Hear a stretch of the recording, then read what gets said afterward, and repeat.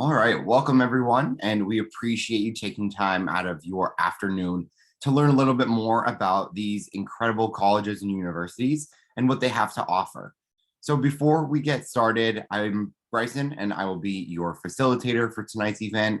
And just a few housekeeping reminders before we get started and we kick it off to our first presenter. So just a reminder that your audio and video are off as this is a webinar format. So our presenters cannot hear or see you. The best way to do that is to utilize the question and answer button at the very bottom of your screen. Type it in. If you have a specific question for a specific university or a representative, just make sure to include that in either the very beginning or the end of your question. So that way we can facilitate it to that person in a streamlined fashion. There are more sessions coming up within the next few days and our virtual events and also in person. So make sure that you check out the StriveScan website to sign up for more information and future events moving forward as we start off the fall semester. And then finally, you can access a recording of this within the next few days on StriveScan's website. So if you miss something or want to go back and get additional information, those resources are available for you as well. So without further ado, I will stop my sharing and allow our first presenter from Bryant University to kick us off for tonight.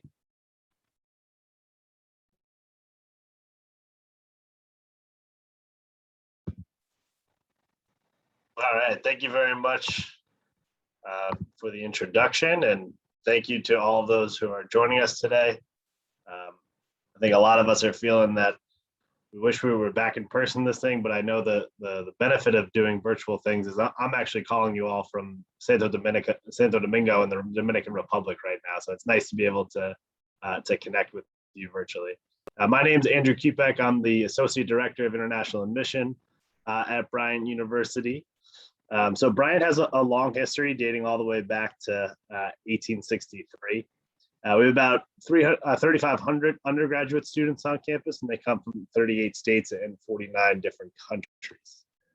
So I mentioned Bryant's long history. So our original campus was in downtown Providence, right where the campus of Brown University sits today. And then the early 1970s, we moved our campus right up the road to Smithfield, Rhode Island. So Earl Tupper, who was the founder of Tupperware, donated the 450 acres that Bryant University's campus is on today. For those of you who haven't been to Providence or aren't too familiar, it's a wonderful city. It's home to a wide variety of different colleges and universities.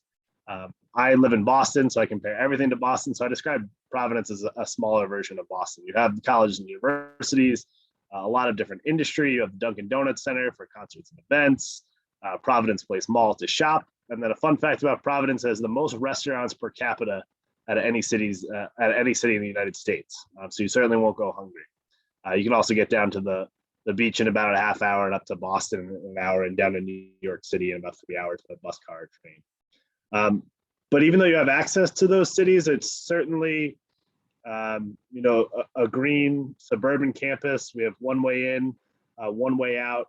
95% of our first year students and 80% of the entire student body lives on the campus. So it's a very residential community. We're Division I for all of our athletics. We also have great club sports and intramural sports, 110 different clubs and organizations. So Bryant's going to be a place where you get a true college experience, not only inside, but also outside of the classroom as well. Academically, this is really the philosophy that Bryant takes.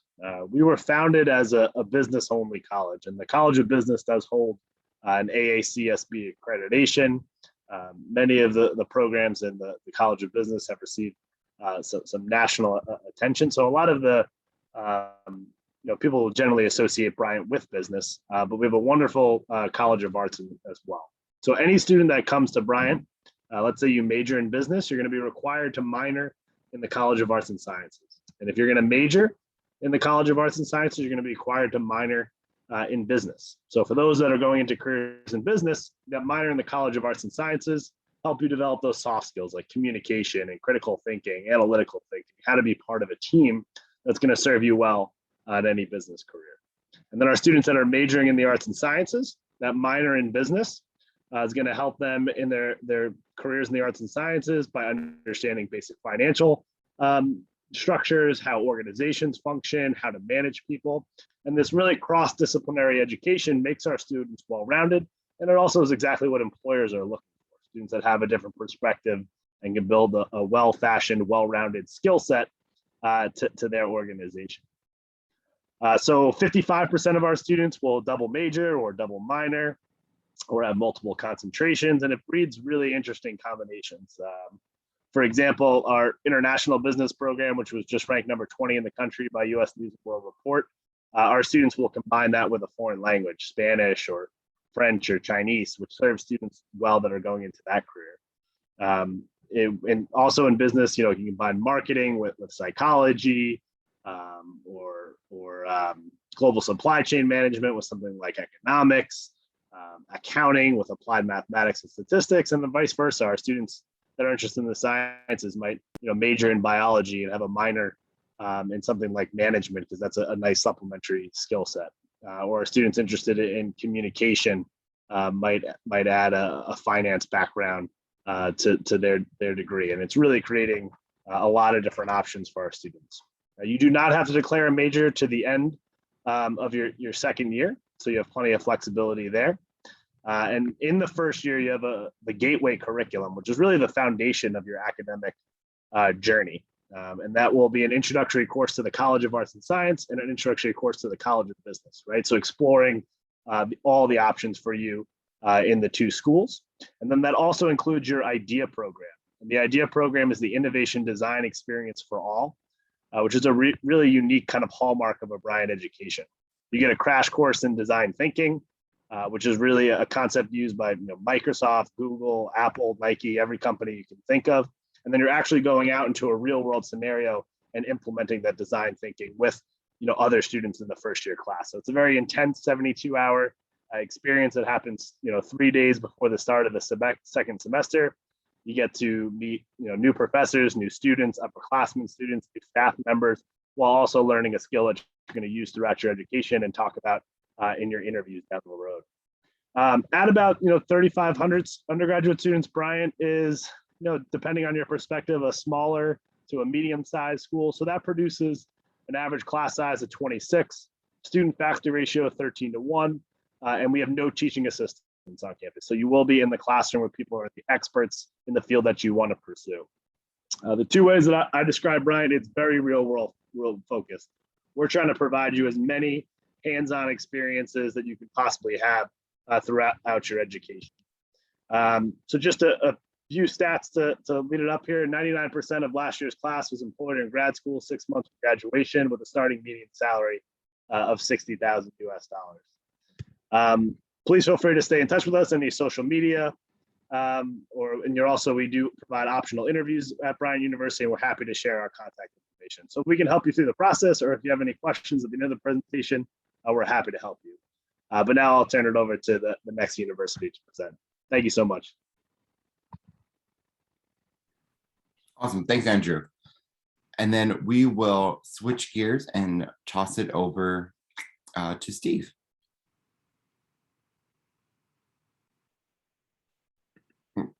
On mute still. Thank you very much. Welcome, students and parents. I'm Steve Knights from Moyne College in Syracuse, New York.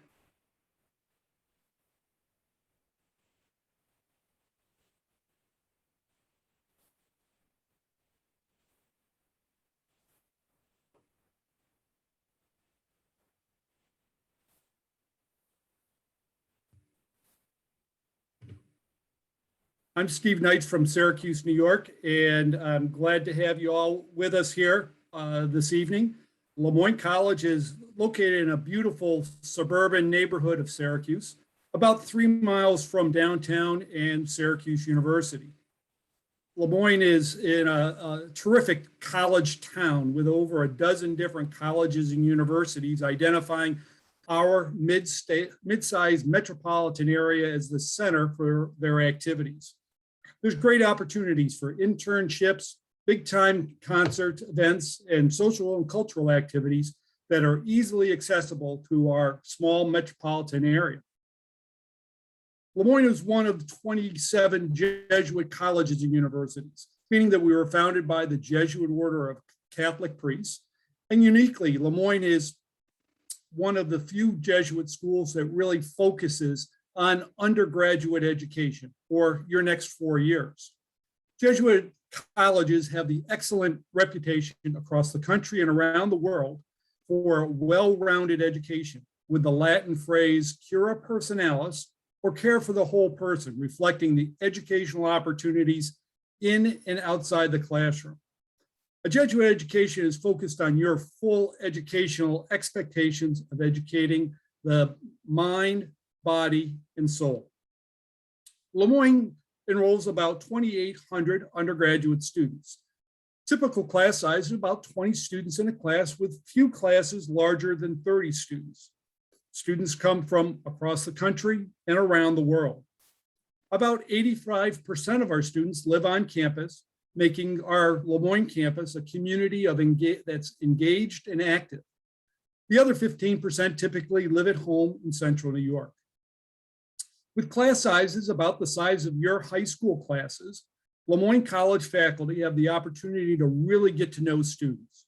Almost every faculty member has achieved their PhD or terminal degree. So you can expect teaching in all your, you can have experts teaching in all of your classes.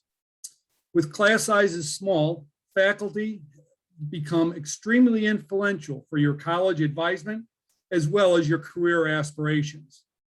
Every student has a faculty advisor, an expert as an advisor, beginning even before you begin classes in your freshman year. Your advisor is a faculty member in the major that you've chosen. Lemoyne has over 40 different majors to choose from. Popular majors include business, biology, psychology, accounting, and the gamut of liberal arts majors like English, political science, and history. Popular career-related majors include communications, nursing, cybersecurity, and education. And we have unique programs that coordinate undergraduate experiences with direct entry into graduate programs in physician assistant, occupational therapy, physical therapy, MBA, law, and engineering. All majors are supported by an important core curriculum of courses that include entry-level liberal arts courses, as well as advanced level learning in your junior and senior year. All Lemoyne students have opportunities for hands-on real-world experiences, including internships in Syracuse, around the US and in the world, with faculty-guided academic research and study abroad opportunities. In addition to world-class learning and career opportunities, students will find a warm and welcoming college atmosphere with vibrant and engaging campus social scene, thanks to championship level Division II athletics, our Performing Arts Center, and Lemoyne sponsored events and activities with over 80 different clubs and organizations. And again, campus life, which is so active, is supported by a great small city like Syracuse, New York. Applying to Lemoyne is really straightforward. Lemoyne utilizes the common application. We also have our Lemoyne online application. Typically, accepted applicants have a strong BB+ average on up and are actively engaged with their home communities. SAT or ACT scores are optional in the application process, but those who submit typically have SAT scores ranging between 1,100 and 1,250 composite, or ACT composite between 23 and 26. Additionally, a student statement and letters of recommendation round out our holistic review of your application. Lemoyne offers an early action, non-binding process for applications that begins on November 15th. And you learn admission and scholarship decisions by December 15th. And those are the first decisions that are reviewed. After that, we have rolling admissions. With your application review, We also review your application for scholarships that range between $15,000 and $27,000 per year. And annually, Lemoyne is recognized as one of the best values, recognizing financial aid along with the quality of our campus, faculty, and students. So we hope that you'll have the opportunity to visit Lemoyne. We're offering on-campus open house programs as well as individual campus visit opportunities.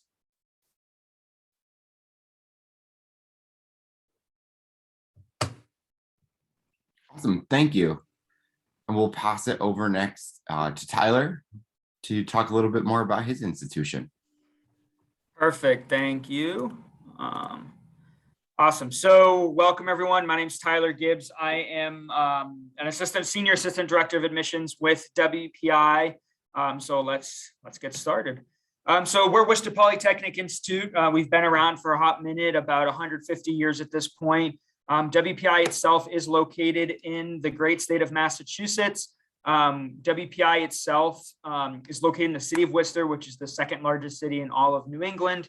There are about 200,000 residents in the city, and 35,000 or so are actually college students. There are 12 colleges in the Worcester area. And we at WPI have just over 4,700 undergraduate students. So right between a small and a medium-sized institution. So now to dive a little bit more into what WPI is all about. So WPI is a STEM-focused institution. All of our programs involve science, technology, engineering, and math. And we also have a really strong business program as well that has a focus on STEM. There are over 50 different degrees you can pursue during your time at WPI. And this is everything from 12 different types of engineering programs to game design, computer science, biology, physics, chemistry, mathematics, as well as business. So a lot of different opportunities there. And of course, at WPI, you do have the opportunity to combine majors for a double major. And you do have 18 different program offerings where you can complete both your undergrad and master's in just 5 years. It is important to note, though, that when you apply to WPI, you're just applying to WPI. You're not applying to a specific program or a specific major. And so because of that, 20% of our students actually enroll undecided. They know they want to be at WPI, but they're not necessarily sure what major it is that they want to pursue. And that is okay, because it's very easy to switch majors during your time. And then before I continue, just something we're really proud of is at WPI, we have a 95% freshman to sophomore retention rate. So that means 95% of our first year students who start their time at WPI their first year return their second year for their sophomore year at WPI. So that's something we're really proud of. So what I want to spend my short time today chatting with you all about is something that really makes WPI WPI, and that's our project-based curriculum. So at WPI, we've been doing project-based learning, from the get-go. You'll be doing projects in almost every single one of your courses at WPI, but there are a couple large-scale projects that are required for you to complete in order to graduate. The first required one is in the purple box, the Humanities and Arts project. So at WPI, yes, we are a STEM-focused institution, but we want to make sure that our students are well-rounded when they graduate. So we do require students to complete at least 6 Humanities and Arts courses. But the great thing about this requirement is you get to choose what those 6 courses are. So if you're very interested in English, take them in English. If you're very interested in history, you can do that, or a foreign language, art, music. In whatever subject area you decide to pursue that requirement in, you'll do a project at the end. Now, the last 2 projects that are required are kind of our big hitters. In the bottom left, you see the IQP, the Interactive Qualifying Project. This is a large-scale interdisciplinary project that you are required to complete. And students typically complete this their junior year. And this is actually when students choose to study abroad, which I'll talk about in just a minute. But like I mentioned, this is an interdisciplinary project that students complete in teams of 3 to 4 students, all with different majors of their own. And it's more of a social science-based problem, and they're tasked with using their STEM background and way of thinking to approach and solve it. Now, the other project, the MQP, the Major Qualifying Project, this is completed your senior year. You can kind of think of this like your senior capstone. This is a project students really do look forward to during their time at WPI because it directly relates to what you studied and what you're probably hoping to go and do after you graduate. And this is also completed in a team of WPI students. I mentioned going abroad. So at WPI, it's incredibly easy to study abroad regardless of your major. As I mentioned, students typically go abroad to complete that junior year project at one of our 50 different project centers all over the world. And when students do go abroad during their time at WPI, they're not taking classes, they're solely working on this required project during the entire term they're abroad with a business or an organization in which they've traveled to. And that's all set up through WPI, so you don't have to figure out who you're going to do the project with. So, with these projects and how WPI sets things up, our students do very well for themselves. We do have an office on campus that works with students to help them find, internships, jobs, and co-ops. It's called the Career and Development Center. Highly recommend you check it out. But as you can see, we have the average starting salary there of about $73,000. They host multiple career fairs every year. That's what this photo is from a few years back. And a lot of different connections across the country with all the large companies that you're probably thinking of that do something STEM related. Campus life. So at WPI, a lot of different ways to get involved. We have over 230 different clubs and organizations, everything from Greek life to athletics to social and professional organizations to more hobby-based clubs as well. And then just to round out information about applying, our first deadline's coming up, early action or early decision, which is November 1st. We are on the common application.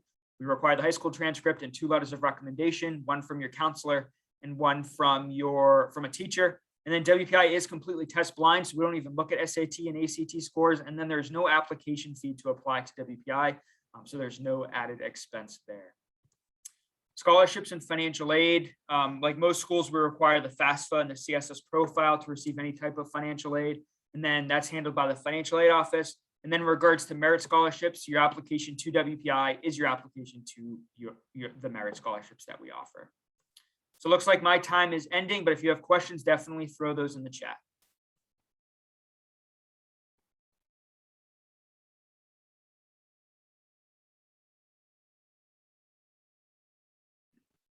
Awesome. Yeah. Christina, take us away whenever you're ready.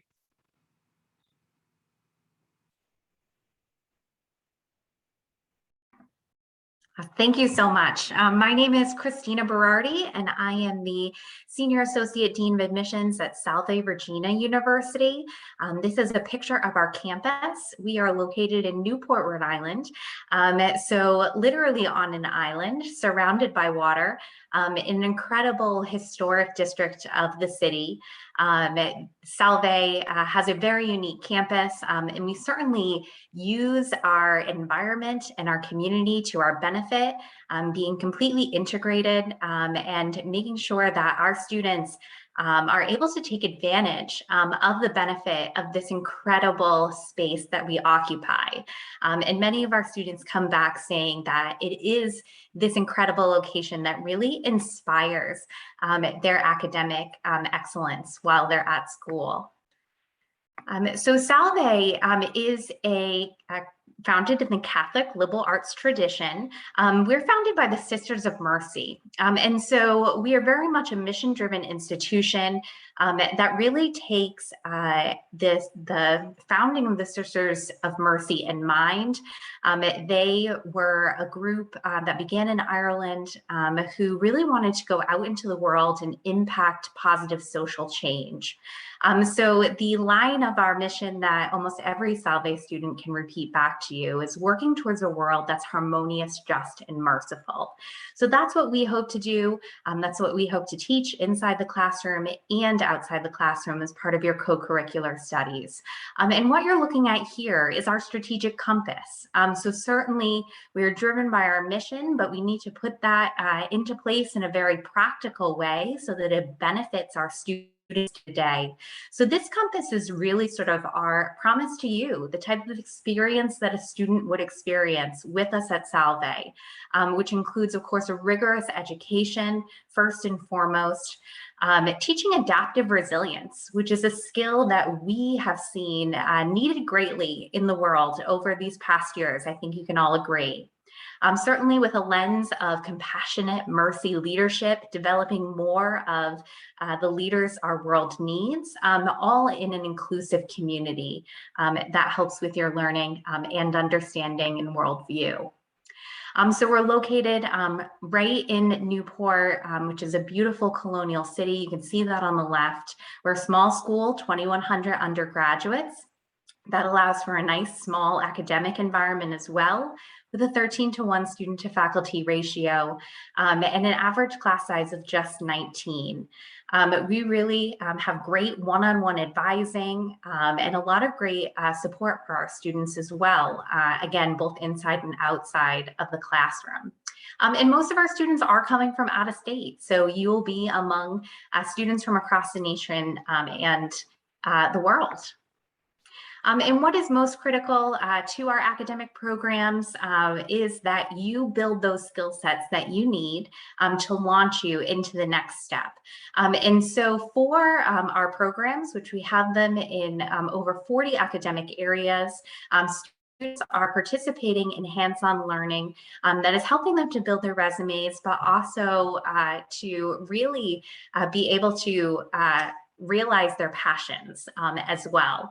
And so whether you're at Salve studying the sciences, nursing, something like English, history, or political science, the visual performing arts, administration of justice or business, or even one of our most unique majors, culture and historic preservation, this will be a hallmark of your education. And certainly our students are well prepared for their future as they come out of Salve. Our most recent First Destination survey put 98% of our students either in grad school or within their career field within 6 months of commencement, doing very well coming out. We've also been rated as number 18 for transformational experiences. So certainly speaking to that mission and how Salve really educates the whole person, both inside and outside of the classroom. Just to talk a little bit about our application process, we are a common application school.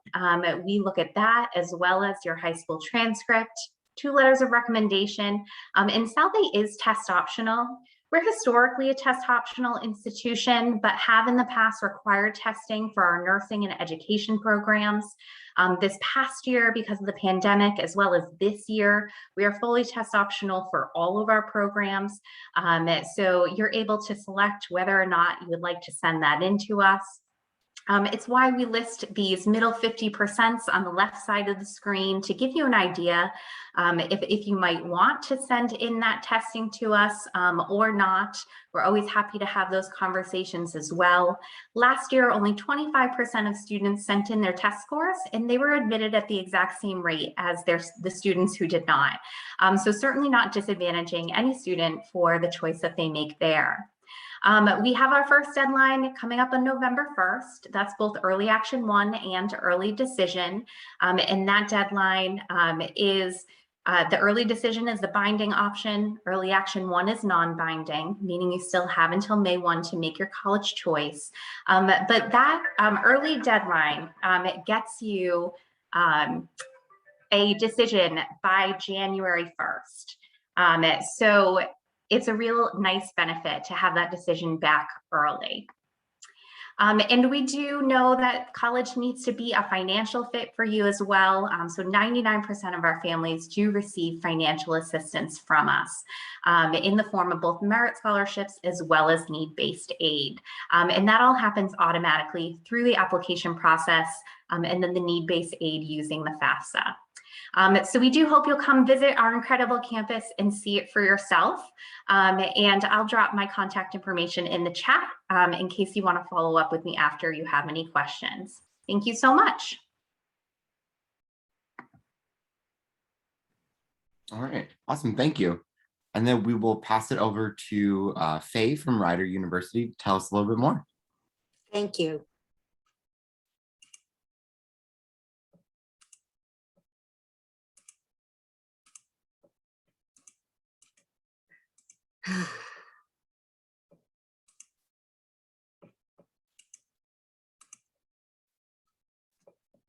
There we go. My name is Faye Rappaport, and I'm a regional representative for Ryder University. And we like to say to people that to know us is to love us, because many of you may not have heard of Ryder. We're located in New Jersey, about 45 minutes from Philadelphia and 45 minutes from New York, about 20 minutes south of a little university called Princeton. So it gives us a really good location. You can see an aerial shot of the campus. All right, there's a lot of ground that we cover and part of the campus that is still yet to be developed. We have a total of 280 acres. There's 3,600 undergraduate students. And because of our size, the average class size is 17 students, and the student to faculty ratio is 11:1. We have students coming from 36 of the United States, and we have them coming from 2 territories as well as many countries. So it's a rather eclectic campus as you walk around. We have lots of majors to choose from, and probably what we're most known for has to do with business as well as communications and performing arts. Our location in Philadelphia as well as New York obviously makes it a really good place as far as being interested in the arts. You can see here there are 70 undergraduate majors. All right, we also have 5 of our majors have a 5th-year options, and we have pre-professional programs. Our education students, when they graduate after 4 years, they are fully certified, and that can be grandfathered into other states outside of New Jersey. The education department makes sure that they're ready and have taken all the proper tests. We started as a business school, especially with accounting, so that's a very strong business major, but we've grown over the years. We've also added a lot of health science courses because there's 2 major hospital campuses right near our campus. One of the things that is the cornerstone of everyone's education at Ryder is called engaged learning. And in order to graduate, you must have 6 credits in engaged learning. And when we started this originally, the students were really worried about how they were going to get their credits. But actually, it's really easy. Engaged learning credits come through service opportunities, collaboration, different creative arts projects, global outlook, leadership, and hands-on experience. So if you travel abroad, if you do an internship, if you're working on campus, a lot of the kids that are in the arts and they do internships there, any of those will lead you to the engaged credit learning. Our kids have no problem reaching that graduation requirement. Ryder's a Division I school, and we're especially proud that last year, Stella Johnson was drafted into the women's NBA. She was a 1st-round draft pick. She was our first female basketball player. We've had male basketball players as well as other sports who've been 1st-round draft picks, but this was the first time that we had a female. So aside from Division I sports, we also have intramurals and intercollegiate, so that if you don't want to play full-time on a team, there are other ways for you to be involved.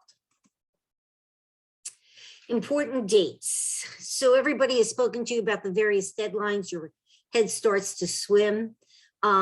We have early action, which is November 15th. It is non-binding. We are a rolling admission school, so that when you submit your application within 6 to 8 weeks, you will get a decision. Having said that, I'm going to make one caveat, which is November 15th. If you are applying for a BFA or a BA in musical theater or a BFA in acting and film, you have to apply by November 15th. Reason being, we have to have time to do the pre-screen as well as setting up auditions. So therefore, November 15th is a solid, hard deadline for those students. It's also the deadline if you want to be considered for a trustee scholarship, which is a full paid scholarship, and 10 of those are given out each year. The preferred deadline for students is January 15th if you want to be considered for scholarships. And we'd like you to file the FAFSA by February 1st. I talked to you about what our average class size was, but let's talk about the class that entered. We're a test optional school, and we've been test optional for 5 or 6 years now.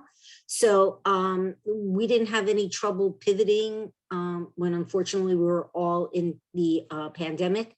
Students do send us their SATs if they like, and the average last year was an 1120 with an ACT of 22, but you do not have to submit them to us either for scholarship and or admission. Okay, we're really good at reading applications. We are a Common App school. So aside from filling out the Common App, you would need the counselor recommendation as well as a teacher recommendation. 99% of our students receive financial aid. Majority of our students start out with some type of a scholarship, ranging from $12,000 a year all the way to a full scholarship. You need to file the FAFSA in order to be considered for financial aid. Quite often people say, oh, I probably won't qualify. Well, you won't qualify and you won't even know if you qualify unless you fill out the form. So I always encourage people to make sure that they fill the form out just in case. There are numerous ways to come and visit us. We have various open houses, which are in person. There's one this Friday, there's one on Saturday, 2 in October, and 2 in November for you. So you can attend a fall or spring open house. You can contact the admissions office, take a tour. We give tours every day. You can sign up to be a Bronc for the day, where you actually get to shadow one of our students. And if you visit campus 3 times, you will get $1,000 towards your textbooks, which is not a bad perk. The counselor, Lexi Ulick, who's in charge of Maryland as well as Delaware, I've put her information here so that all of you can contact her. And I wish you luck in your year ahead.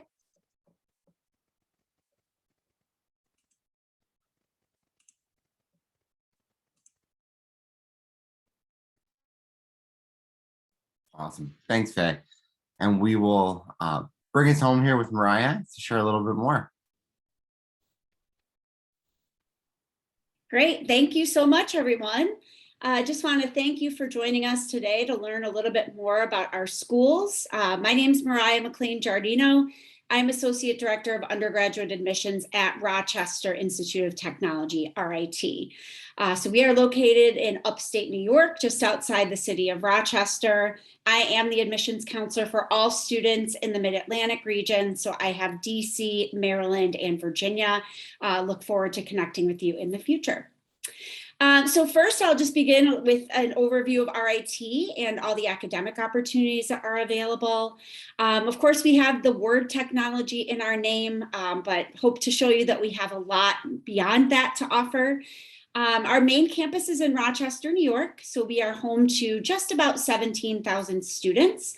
If you include our international campuses, which are overseas in Dubai, Kosovo, Croatia, and China, our total enrollment is actually closer to about 19,000. So that number is going to make us one of the largest private universities in the country. Students are coming to us from all 50 states, including a good number from the Mid-Atlantic. Also about 90 countries represented at RIT, 1,900 international students, and currently about 3,600 students of color. Something unique about us, we are home to the National Technical Institute for the Deaf, which is a school for deaf and hard of hearing students that's federally funded and right at RIT. So there's just about 1,000 students there as part of NTID, and you'll frequently see people throughout campus communicating through American Sign Language, and then you'll see interpreters and closed captioning offered at our major events and in our classes. I want to point out, even though I said we're a larger school, the average class size is 22 and the student to faculty ratio is 13:1. Also good to know that all of our classes will be taught by faculty. So graduate and teaching assistants are allowed to assist the professors, but they're not going to be the ones teaching any new material. I want to share with you about our academic programs. We are actually home to 9 academic colleges, including NTID. We offer close to 90 bachelor's degree programs. We have a little bit of everything, as you can see here on this slide. Certainly the programs that you would expect in the STEM disciplines from an Institute of Technology, most notably engineering, science, computing, game design, a variety of health sciences programs, and then engineering technology. But then we've got some surprise programs like art and design, photography, film and animation, and a variety of majors that you can find in our schools of business and liberal arts. So it's a nice blend of STEM and non-STEM programs, really allowing our RIT students to create interesting combinations of majors and minors, or even designing their own programs. We also have about 50 accelerated master's degrees where you can get an accelerated dual degree in just 1 extra year of graduate school. I want to spend a minute on this slide just to talk about opportunities for experiential learning. This is a really important part of RIT's education style. Experiential learning can take several forms, such as undergraduate research, study abroad, or clinical experiences, or internships. So RIT offers all of these opportunities, but really what we're best known for is our cooperative education program, or we call it co-op for short. If you have not heard of co-op before, you can just think of it like a form of internship.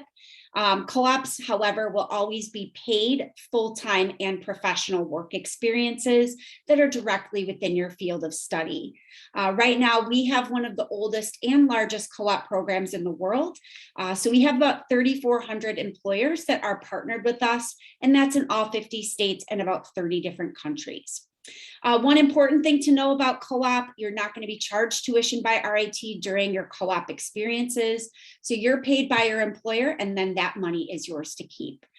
So a lot of great benefits of co-op, just keeping in mind that you're adding to your professional resume while you're still a student and getting that opportunity to network with professionals in your field. And co-op is required by about 80% of our academic programs. I'll touch on campus life briefly. There's lots to do here, including over 300 active clubs, 1,300 student-run events each year. Also Greek life, which about 10% of our student body is part of. We have varsity sports at the Division III level, with one exception, that's ice hockey, which is Division I for both men's and women's teams. And then we have plenty of club, intramural, and recreational sports available if you're not necessarily interested in the varsity level sports. So about a third of students participate in intramural activities. Additionally, about 1,000 students are participating in some sort of performing arts organization, whether that's theater, improv, or dance, or one of our musical organizations. I'll touch on application review. So when we review applications as an admissions committee, it is a holistic process that includes the several factors you see here on this slide.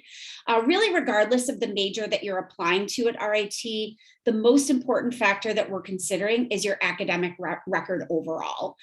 So that's including several components, so GPA, class rank if the school provides it, academic trending, meeting course prerequisites, and the rigor of coursework. So the transcript is most important. We are test optional, so it is entirely up to you if you would like to submit test scores. You will still receive full admission and scholarship consideration if you choose to submit test scores or not. We also have one recommendation letter required that is from the school counselor, and then we'll look at other things like your essay, extracurricular activities, community service, leadership, honors, and awards. Also, any students in our School of Art and Design must submit a portfolio if you're interested in a program in film and animation, art, or design. We are welcoming you to campus, so we'd love to host you for a campus tour with one of our current students. We will have virtual tours 3 days a week if you'd rather visit us virtually and connect with a current student. Interviews are not required for admission, but we do offer optional admissions video conversations if you'd like to take us up on that. And then we are able to safely welcome visitors to campus for our fall open houses. So we will have a couple of days in October and November where we welcome families to visit in person for academic open houses. And then those open houses are also offered virtually if you prefer that. And here's my contact information. I'll also drop that into the chat, but I really appreciate your time tonight. And thanks so much for joining us.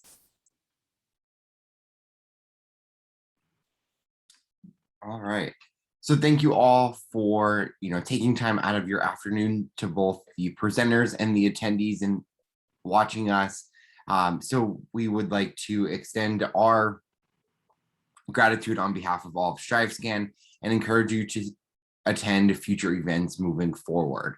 So you can go back and access this recording on the StriveScan website within the next few days in case you need any additional information. And always feel free to reach out. I see some of our admissions counselors are putting in their contact information. Feel free to reach out with them if you have any additional questions or concerns that they might be able to help you out with. And until next time, we will see you and stay safe.